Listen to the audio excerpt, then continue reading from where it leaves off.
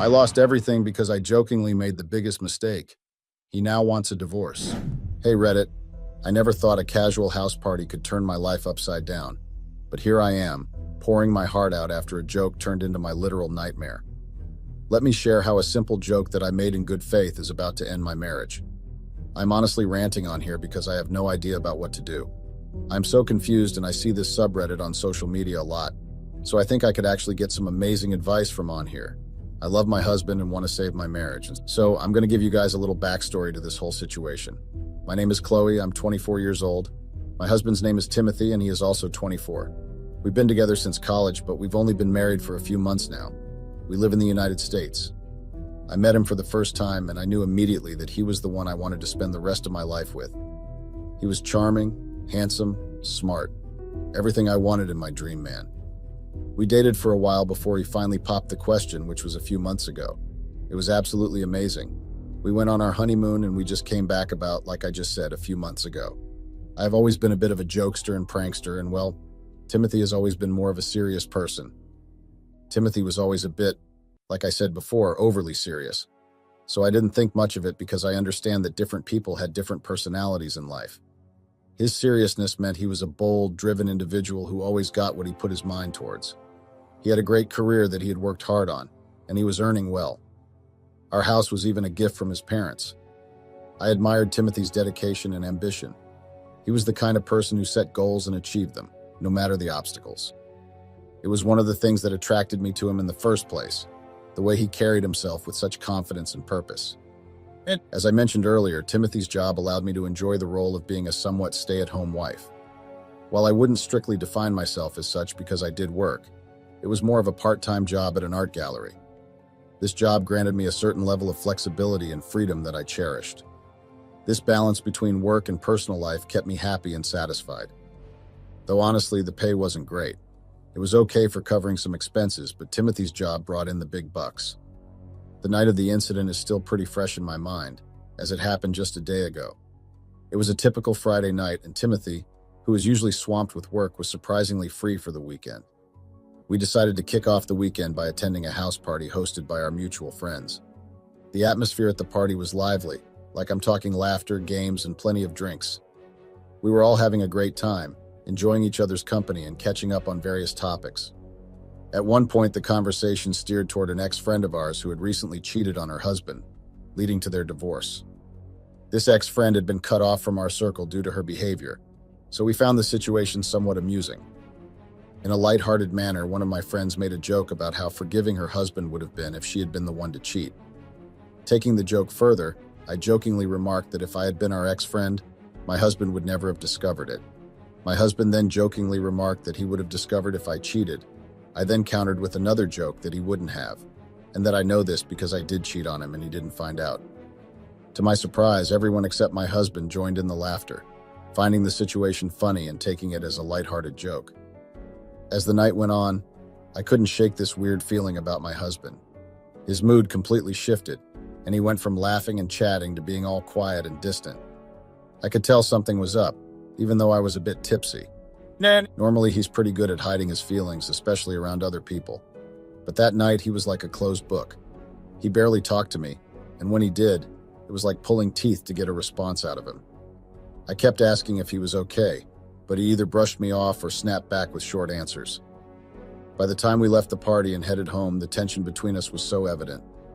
I tried one last time to check on him, and he just said, "I'm fine," in a way that clearly meant he wasn't. It was obvious something was eating at him, but he wasn't ready to spill the beans just yet.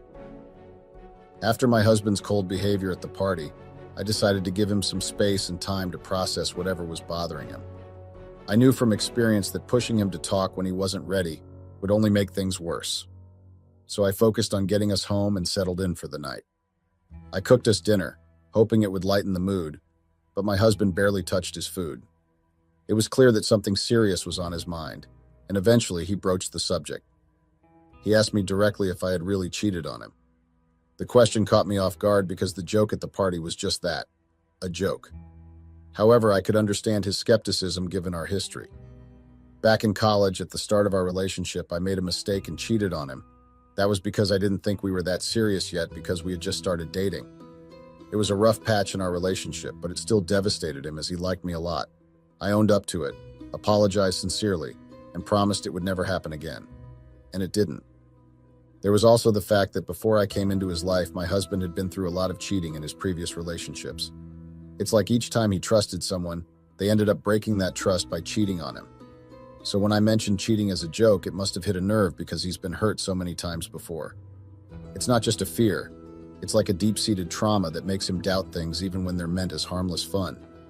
So when my husband questioned me about the joke, I reassured him that I hadn't cheated on him this time either. I explained that it was all in jest and everyone at the party had laughed about it, but he wasn't convinced. He told me it didn't come across as a joke to him and that he didn't take it lightly. I stood my ground, telling him straight up that I hadn't cheated since our early days together. I stressed how crucial trust was in our marriage and practically begged him to trust me. But no matter what I said, his doubts were hanging around him like a dark cloud. Then he asked to see my phone. That honestly made me feel so hurt. I felt angry and hurt, like he didn't trust me one bit. Asking to check my phone felt like he was prying into my private life, and I just couldn't bring myself to hand it over. It felt wrong, like he was crossing a line. At this point, I was on the verge of shouting and had gotten up from where I was sitting and even clutching my phone. Now that I even think about it, that must have made me seem even more suspicious. Throughout it all, he remained calm, almost too calm for such a tense situation. But like I said, he has always been an eerily calm person. Despite his calm demeanor, I stood firm and said no to his request. He insisted, and I said no again, and then he just dropped it and said it was fine. And even when I tried to talk about it later, he brushed it off like it was no big deal. I woke up the next morning, my mind still reeling from the events of the previous night. There was this mix of anger, disappointment, and confusion swirling inside me, like a storm was brewing. It was Saturday, a day that we had promised to spend some quality time together since my husband rarely got weekends off. But after the tension and drama from last night, I wasn't sure if we would be able to enjoy that. As I tried to broach the subject of our plans for the day, hoping against hope that we could somehow patch things up, my husband dropped a bombshell on me. He wanted a divorce. It hit me like a ton of bricks, like literally knocked the wind out of me. I couldn't believe what I was hearing. He explained that he had spent the entire night wrestling with his thoughts, and he was unable to find peace, and his lack of trust had reached a breaking point. He seemed convinced that my casual joke about cheating had some hidden truth behind it, that I must have cheated on him at some point in the past. It was like a dagger through my heart.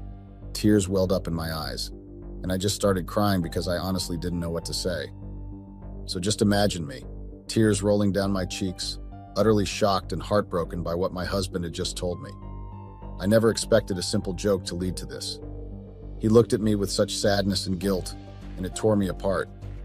He admitted that the joke had been eating away at him all night, and it had left him unable to shake off the doubt and insecurity. It was like a heavy weight on his shoulders that he couldn't bear anymore. Despite my pleas and offers to prove my faithfulness, he wanted a divorce. I was floored and still am. I begged him to reconsider, to give us another chance, but he seemed stubborn. I even suggested he could check my phone, but he refused. I suggested he put an AirTag on me, and still he refused. No matter how much I promised to change or offered solutions, he remained stubborn in his decision. In a last-ditch effort, I suggested taking the day apart to clear our minds and think things through. Maybe some time alone would help us see things more clearly. But deep down, I feared that even this wouldn't mend this rift that has formed between us. So here I am right now, pouring my heart out to strangers on the internet. I honestly don't know what to do or what I should be doing. Any advice would be appreciated because at this point I need it. We were literally so happy yesterday. If I had known this was going to happen, I would have never made that joke, or I would have made sure that we skipped the house party altogether. But my mom always used to say that if wishes were horses, beggars would ride. Like I mentioned before, any advice would honestly be appreciated. Thanks. Update. Hey everyone, it's me again. It's been a week and I'm back to update you on what's been happening. First off, I want to say thanks for all the advice and support I received after my last post. It's been a whirlwind to say the least. I did kind of make this post because I really needed a place to rant, and I thought I would get some really good advices here, which I did, but I honestly didn't think I would actually come back to update it. In fact, my account is in fact a throwaway account because I didn't intend on using it again, but I've been getting a lot of DMs on the account, and this post of mine really became popular, so I guess I'm going to have to update you guys. So there's that. And to reply to some comments that I just couldn't ignore, a lot of you kept asking me if I cheated. Like I said in my original post, no, I did not cheat. The only time I cheated was back in college and I owned up to it, so please stop asking me that. And please stop saying that I cheated or saying that you bet I cheated, and that my husband must want a divorce because he found out I cheated. A lot of you all also said that I was hiding some details to make myself seem better, and that what I posted couldn't honestly be the full story. I am not hiding any details. I wish I could say more, but there's nothing more to be said. That is literally everything that happened. What do y'all want to hear? Either way, so, after my husband dropped the whole ball that he wanted a divorce, we had a long, heartfelt conversation. I poured my heart out, trying to make him see that we could work through this, but he remained firm in his decision. It left me feeling lost and unsure of what to do next. I mentioned to him that therapy could be beneficial for both of us, especially considering his anxiety and our strained relationship. He agreed that therapy was something he needed, but he still wanted a divorce. It was a tough pill to swallow, knowing that he was set on ending our marriage. Many of you suggested couples counseling, and I brought that up to him. He said he would think about it, but his mind was still leaning towards divorce. Feeling desperate, I reached out to his mom, hoping she could talk some sense into him. Unfortunately, her response was less than helpful. She seemed to echo his sentiments, suggesting that if he wanted a divorce, maybe it was for the best. I was livid and ended up hanging up on her. I couldn't believe her lack of support and understanding, because what the absolute fuckery. We were so happy only a few days ago. What the fuck does she mean by if he wants a divorce, I should give it to him? I honestly hung up on her. I know she's going to complain to my husband that I was being very disrespectful, but I couldn't give two fucks about he because she's just crazy, to be honest. On the brighter side, I called my parents and they were a lot more supportive. They emphasized the importance of therapy and counseling and pushed my husband to give it a try. After much discussion, we agreed that if therapy and counseling didn't improve our situation, we would go our separate ways. I also realized that I might need therapy for myself to navigate through this difficult time. It's been a really tough journey since our conversation about divorce. I managed to schedule a therapy appointment for us in 2 weeks, so now it's all about waiting and hoping for the best. I've been making an effort to be overly nice and generous to my husband, but it feels like he's emotionally checked out of our relationship. His kindness towards me feels more like how a close friend would treat another friend, and it's clear that he's guarding himself to avoid getting hurt again. The most heartbreaking part is the lack of intimacy between us. We still sleep in the same bed, but there's no physical closeness anymore. Whenever I try to initiate anything intimate, he freezes up and gently tells me that he's just not in the mood for it. It's a huge reminder of how much our relationship has changed and how distant we've become in such a short period of time. I understand his need to protect himself emotionally, especially after everything that's happened. But it's incredibly painful to feel this disconnect between us, to see him pull away when I reach out for closeness. I'm hoping that therapy will help us navigate through these issues and find a way to reconnect. But right now, it feels like we're drifting further apart each day.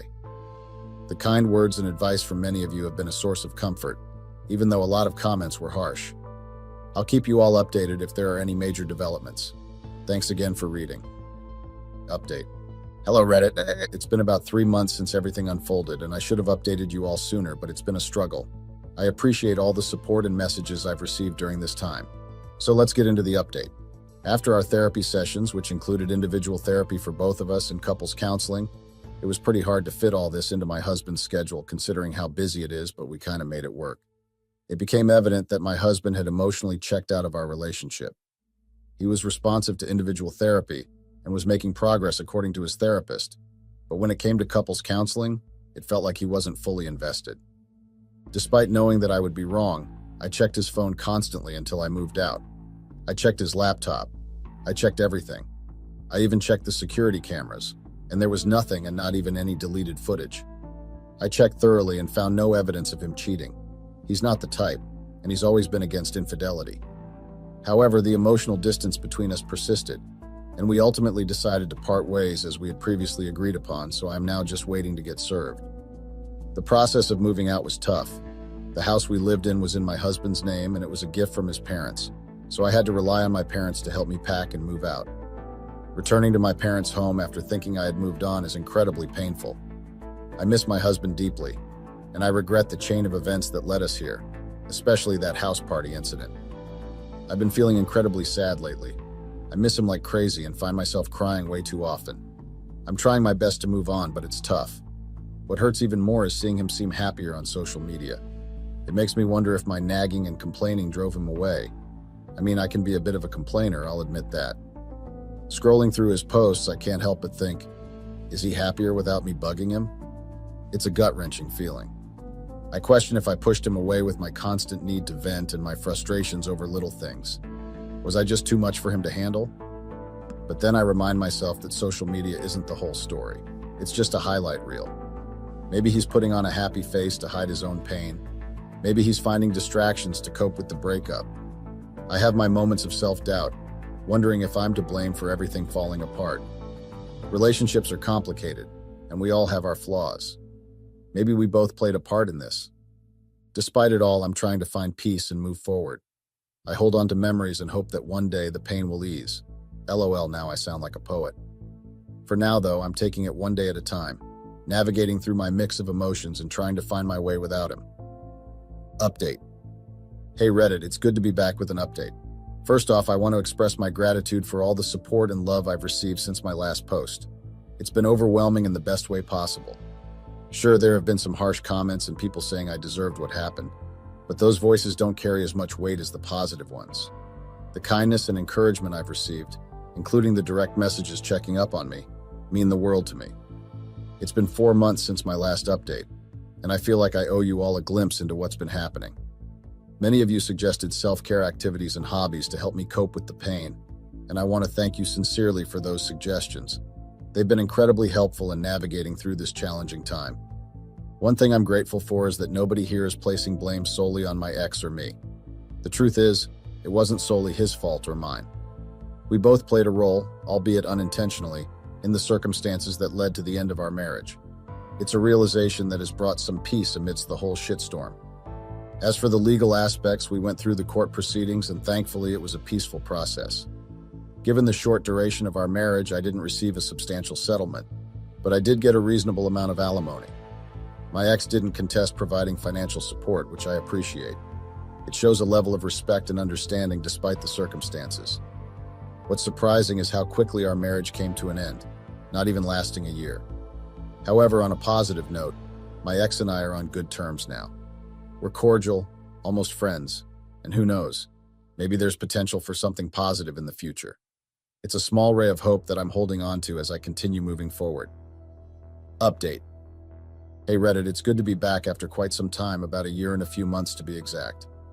I logged back into this account and it's interesting to see that there are still requests for an update. While there haven't been major events in my life, I do feel like I owe you all an update. And honestly, I've missed sharing my journey with you. First off, I no longer live with my parents. I've moved into an apartment and share it with a roommate. We weren't close friends before, but she's turned out to be kind and understanding, which I'm grateful for. Living with roommates can be tricky, but I lucked out with her, especially since I've heard some horror stories about bad roommates. On the work front, I had to take on a second job to supplement my income from my primary job. Like I think I've mentioned before, the pay wasn't great. I'm hopeful that I'll land a better job soon, one that allows me to quit the second job and focus on a more stable career path. As for my relationship with my ex, we're still on very good terms. He's been supportive and helpful, and we recently had a deep conversation that was quite insightful. He mentioned that losing me was a catalyst for him to rediscover himself, and those words resonated with me deeply. Plus, they're the lyrics to that Selena Gomez song, LOL. It's a reminder of how challenges can lead to personal growth and self-discovery. Both my ex and I are currently single, and we're taking this time to focus on ourselves and our respective journeys. I want to express my gratitude to everyone here for their support and encouragement. Your words and insights have helped me navigate through difficult times, and I'm in a better place now thanks to all of you. How are all of you doing? It's been a while since I have used this platform. I love listening to other people's stories and possibly giving some advice when anyone wants that. That's the reason why I've been so in love with this platform. I love this non-judgmental community. Today, I don't have any advice for anyone. Instead, I want to share my story with all of you. It's quite strange how life turns out. I used to read people's stories here and used to think, does that even happen in real life? Turns out it does happen, and I'm a prime example of that. Well, anyway, here's the tea, guys. I'm 26 years old and my name is Molly. I'm a married woman. My husband is the same age as me and goes by the name Trevor. I've known Trevor since we were in college together. We got married around 2 years back. We both were young and thought that we had found the love of our life. My husband owns a security company and the business pays pretty well. We were financially quite solid. Trevor told me that it's up to me whether I want to work or not. I told him that I cannot sit idle and need something to do. That's why I became a freelance writer. Our marriage has been pretty perfect, if I may say so myself, until I went and ruined it myself. Here's how it began. So when I went to college, I met my roommate, Christy. I was an introverted and shy girl, whereas Christy was the life of the party wherever she went. She was full of energy and always gained the crowd's attention in just mere minutes. Even though we had opposite personalities, we clicked instantly and became friends from the start of college. She never liked to leave me alone and took me to most of the events with her. It was because of her that I became social as well. I was still not a very outgoing person, but still it was an improvement from my previous self. I met Trevor at one such party. I was there with Christy, who introduced me to Trevor and Dan, her classmates. Truth to be told, I didn't even notice Trevor at first. My entire attention was focused on Dan. Dan was totally my type. You know, a little bit silent, tall, and handsome. We chatted for a while at that party, and I thought we had a genuine connection. We really understood each other, and we talked like we have known each other forever. That night when I was lying in bed, I thought of Dan, giddy with the thought that I finally found a romantic connection. I was pretty sure he was going to ask me out sooner rather than later. We had an insane chemistry at the party, and I was pretty sure he felt it too. I had multiple assignments that whole week, so I didn't accompany Christy anywhere. Unlike her, I actually needed the academic validation. It was finally Saturday when I got done with all the assignments and thought that I would finally meet Dan again. When I returned to the dorm, Christy was already getting ready for a party near our campus. She asked me which outfit is the best, and I helped her with that. She told me that she's really excited because her crush was coming to the party. I couldn't stop smiling because I was pretty sure that Dan was coming to the party as well. I told her mine too, and we both started laughing. We didn't discuss who our crush was and thought that we'll just introduce ourselves at the party. She helped me get ready in a really cute outfit. We both were all dressed up, and after clicking a few selfies, we made our way to the party. Christy told me that she's going to go find her crush and then bring him so I could meet him. She left, and then I kept looking for Dan. I was pretty sure that he would attend this party, but I still couldn't locate him anymore. After half an hour, Christy came back to me with her crush. I was really happy for my friend, but then I got the shock of my life when she came back with Dan. Dan was her crush. I had thought that we genuinely had a connection between us, but I was so wrong. It was clear that Christy's interest in him was reciprocated. He kept looking at her like she was the only girl in the room. She asked me where my guy was. I couldn't tell Christy that we both had a crush on the same guy. I was not that type of girl who would fight with her friend over a guy. So I just shrugged and told her that he hadn't come. She pouted but quickly let it go. Since Dan and I were already introduced, we didn't need that. We all talked for a bit, and then I excused myself and went to get a drink. It was then where I met Trevor. I had already let go Dan. We didn't have much going on anyways. We only met once. It was easier to forget about him. Trevor was kind and friendly to me. We talked a lot that night. I had a few drinks, so he also offered to drop me back to my dorm since Christy has already left with Dan. I felt like a fool for thinking that Dan was interested in me. He was just talking to me out of politeness because he was interested in my best friend. I didn't want to feel like a fool, so I just decided that it's best to forget about him and move on. Trevor was quite nice to me. When he dropped me at my dorm, I told him thank you and kissed him on the cheek. He asked for my number and we started texting after that. We texted quite a lot after that and soon got in a relationship after a few dates. While this was going on in my life, Christy and Dan also got serious with each other. Few times Christy suggested that we go on a double date, but I was just not interested. I didn't think that meeting Dan was a good idea, but Christy was quite adamant about it. We finally went to that double date. Even though I was happy with Trevor, I couldn't shake away the crush I felt for Dan. I still felt drawn to him. If he asked me something, I would get shy. I didn't like feeling that way. Who the hell has a crush on their best friend's boyfriend? I started avoiding Christy and Dan. Trevor didn't seem to mind it at all. Even though me and Christy were still friends, we weren't stuck to the hip then. Time passed by and we all graduated college. I had forgotten about Dan and was happy in life with Trevor. We loved each other and he kept me happy. When he proposed to me to marry him, it was an instant yes. Life was going pretty well. Our marriage life was nothing but a bliss until it all fell apart. After college, both Christy and Dan had gotten a good corporate job. They got married soon after us. We even attended their wedding. The crush I had on Dan felt silly. I still found him good looking, but the crush felt so ancient I moved on from it. After college, everyone got busy in their life and we rarely met. But around a year ago, everything changed. Me and Trevor got into a huge ass fight. It wasn't like we didn't fight. We used to have our disagreements, but this fight was like nothing like the fights we used to have. So what really happened was that I felt that my husband was hiding something from me. His behavior had changed. He started coming home really late, and he started taking calls where I couldn't hear him. It was very different from his usual behavior. I felt it was really shady that my husband was hiding something from me. This continued on for weeks, but one day when I finally had enough of this, I confronted him and asked him what the hell was going on. He acted like I was overreacting and that there were no changes in his behavior. This annoyed me even more. I told him to cut the nonsense and be honest with me. He straight up denied everything and told me that I was making a fuss out of nothing. We kept screaming at each other. I told him that if he was cheating on me, he should tell me clearly.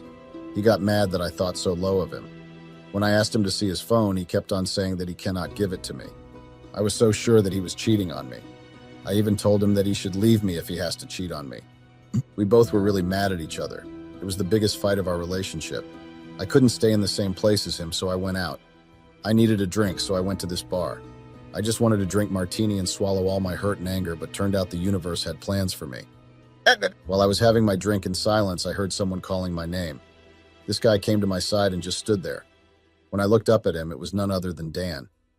Yeah, it was the same guy from college. He was surprised to see me there. He asked me what I'm doing at a bar so late at night.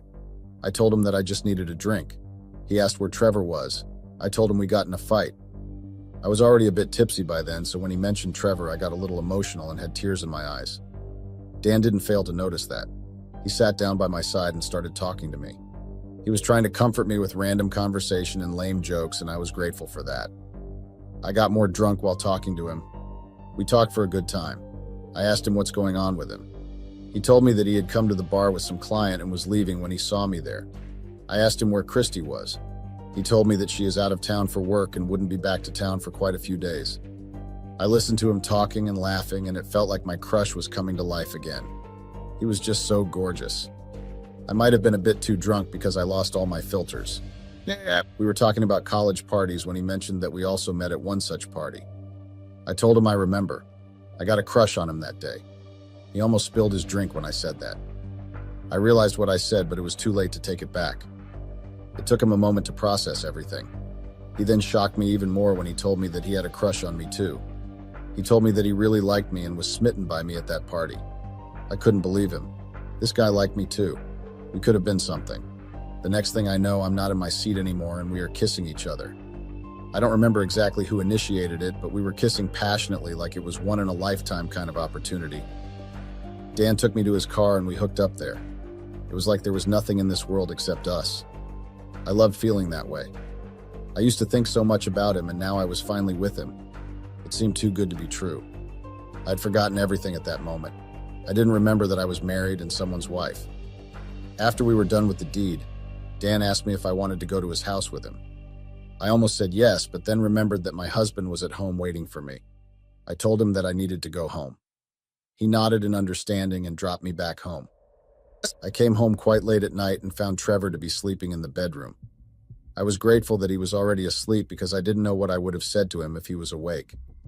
I took a shower and went to sleep as well. I didn't want him to smell a man's cologne on me or something in the morning. I was still not really sober, so I just went to sleep.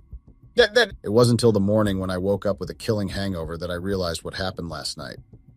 I couldn't believe that I hooked up with someone else when I'm married. I felt like throwing up, especially when that someone else was my friend's husband. I was so mad at myself for doing what I did. But what was done, and there was no way I could undo it. All I could do was forget it and never remember it again. I got up from bed and went to the kitchen to get some water as I had a killer headache. Trevor was sitting at the stool when I entered the kitchen. He asked me where I was last night. He was still pissed about the fight we had the previous day. I just gave him a vague reply about needing fresh air. I didn't know if he bought my excuse or not, but he didn't push it, and I was so grateful for that. I was having a terrible headache already and couldn't deal with Trevor's questions. Later that day, I got a text from an unknown number. When I opened it, it was from Dan. He texted me telling me that he couldn't forget last night. It was not signed, but it was clear that it was Dan. Who else would text me that? Even though I couldn't forget that night as well, I didn't even want to think about it. I didn't want to destroy my house because of temptation. I decided to cut to the chase and texted Trevor that it was best we forget it and pretend that it never happened again. Dan texted me back that it was impossible for him to pretend that. He said he wanted more time with me. I kept telling him that it cannot happen again. He started calling me after that. Thankfully, Trevor was not at home that time. I picked up the call with the decision to tell him firmly to forget everything. But Dan had also thought the same thing. He started telling how life was giving us another chance to know what we could have been those years back. He said it was magic what happened between us, and we had to explore more of it now. I'm ashamed to admit that everything he said was so tempting that I was convinced.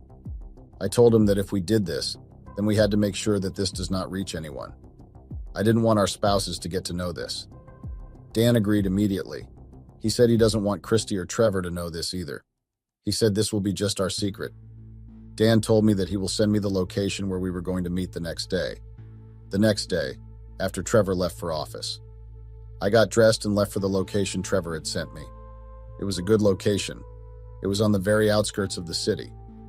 Noon came to this side and I was so thankful for that. I parked my car next to Dan's truck. I then went to join him in his truck. He kissed me instantly and soon we were making out. Making out with Dan was so fun. It was like the whole world used to blur out and it was just us. And that's how my affair with Dan began. He used to find random locations where there were close to zero chances that anyone would see us. We didn't get any hotel room or anything because we didn't have any evidence of us being together anywhere. Christy came back to town after her work trip. Dan said that he was being careful and that no one will ever find out. He used to pick timings for us to meet when both Trevor and Christy were busy in their offices. I had thought that we will just continue to do this till we'll get this out of our system, and then just forget everything, but it was easier said than done. Every time I thought of putting an end to this, Dan would just say that he needs a bit more time, and then would give me a kiss, which made me feel like I needed more time too. We gave ourselves an ultimatum of 6 months. We had decided that we'll do all of this either in 6 months or even before that. Me and Trevor had started being distant with each other after that fight. Part of the reason was also that I used to feel guilty in front of him, but that fight had created a big distance between us. I suspected that it was another woman, but I was involved with another man as well. So I stopped prying at what he was doing. We just maintained our distance. It was so contrast to what we used to be earlier in our marriage. One day, Trevor told me that he was going out of town due to work reasons. This gave me another idea. I was tired of meeting Dan just in his truck. I needed more time with him and somewhere out of a vehicle. When I told him this, he didn't agree at first. He said there was a lot of risk, but after a bit of convincing, he agreed. After Trevor left in the morning, I told Dan to come over. I had switched off the security cameras placed outside our home. It was all clear. Dan came over soon after Christy left for work. I took Dan to the guest room. I was so happy to have him there. We hooked up and Dan left shortly after. Trevor was gone for 2 days, so the next morning I insisted to Dan that he comes over again. He was a bit hesitant of us getting caught, but still agreed. He came over and we went to the guest room. I was so lost at that moment that I didn't notice when the front door opened. Dan was on top of me when the door to the guest room opened and Trevor walked in on us. As soon as the door opened, we froze. Trevor wasn't supposed to come back home till the next day. I was so shocked to see him there. He was just as shocked or maybe even more. Before I could say anything to him, he just slammed the door and went out. Dan quick rolled off me and I got dressed and ran after Trevor. He was not in the living room. I went outside to look for him, but his car was also not there. Dan came out as well. We both had ruined our home. We didn't say anything to each other and then he just left. He probably went to Christy to make sure Trevor doesn't reach her before him. I kept calling Trevor because I was scared that he doesn't do anything rash. He had always had a temper and I didn't want him to do something irrational. He never picked up my call. Dan called me later to tell me that Trevor had called Christy and now she was furious at him. He said that we cannot talk again and I just hung up on him, already knowing what he said. I kept waiting for Trevor to come back home, but he didn't. The entire day passed like that. I even called his friends and in his office, but no one knew where he was. I fell asleep on the couch only while I was waiting. It was around midnight that Trevor finally got back home. He was mad as hell. When I tried to go near him, he just pushed me away. I tried to say something, but he told me to keep my mouth shut. He said he had seen enough and there's nothing I could say to him which would make it okay. To be honest, I understood his anger. It was very well justified, but I still didn't want it to end our marriage.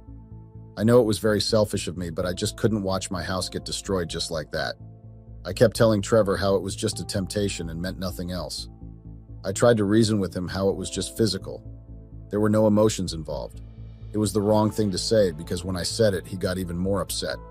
He threw away the vase kept on the table and told me to get out of his house by the next morning. I told him that he cannot kick me out of the house. We had built the house together. I had designed everything by myself. We had so many memories here, but he just laughed and said that if I didn't, I'll have to face the consequences in a much worse way. He said that and stormed to the bedroom. I sat in the living room with my head in my hands.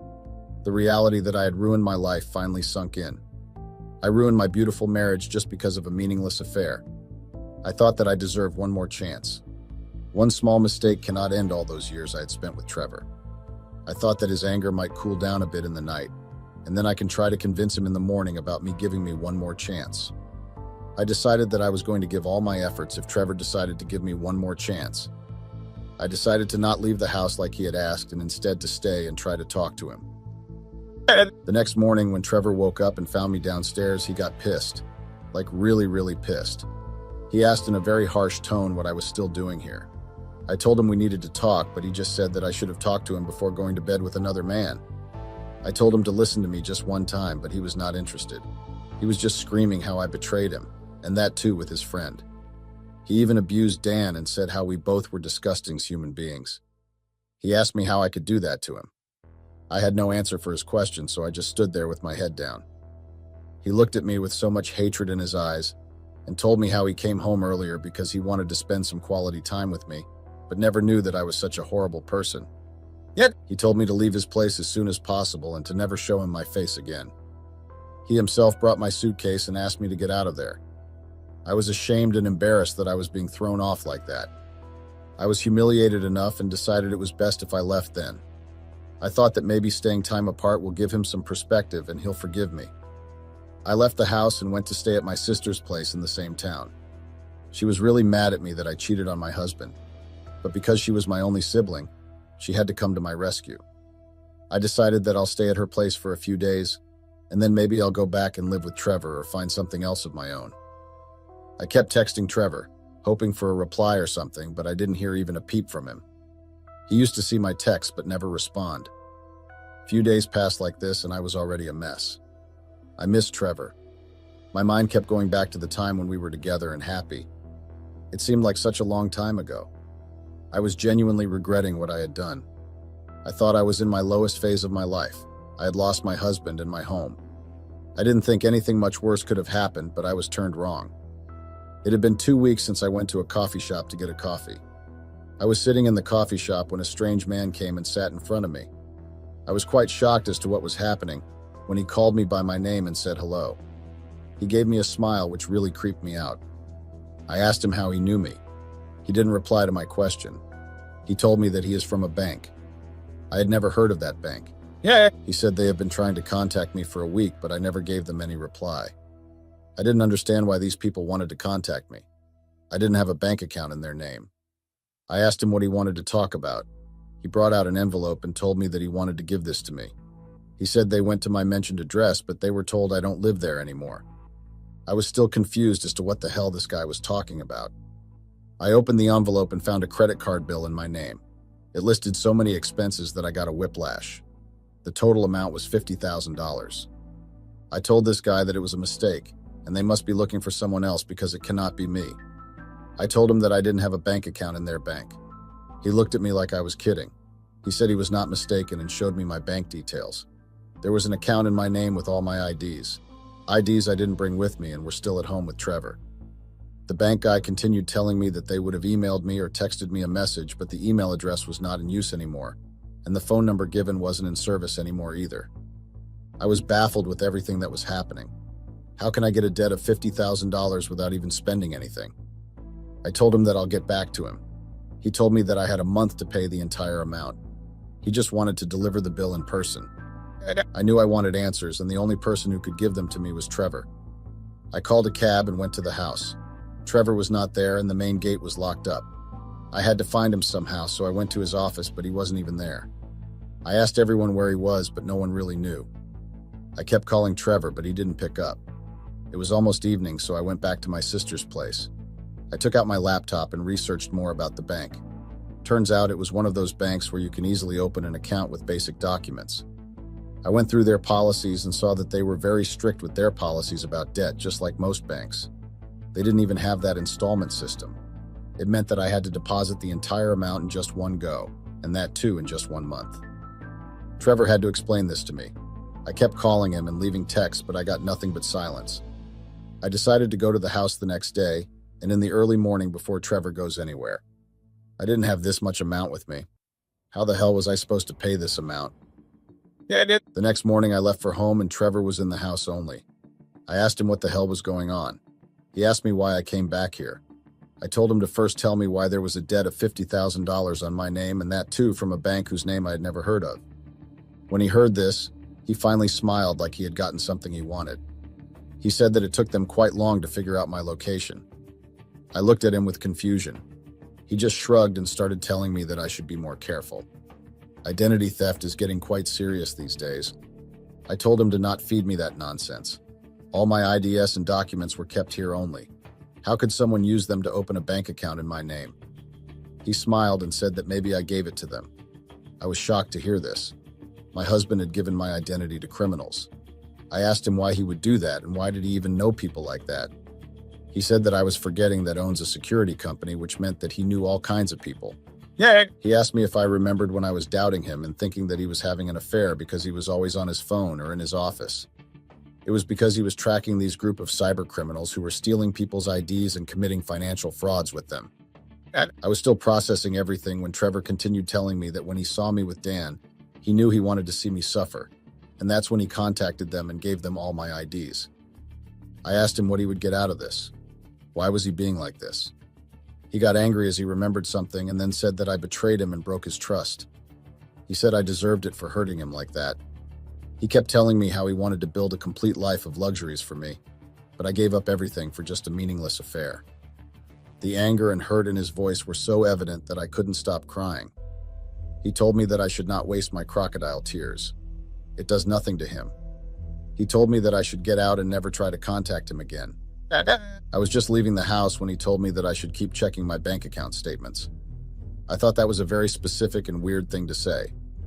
As soon as I left the house, I opened my phone and checked the balance of my personal account. This was my personal account, and all the money from my freelancing work was credited to this account. I didn't have a habit of checking my bank balance regularly, but I still knew that there should be a decent amount in this account. Imagine my horror when I found out that my bank account was in the negative.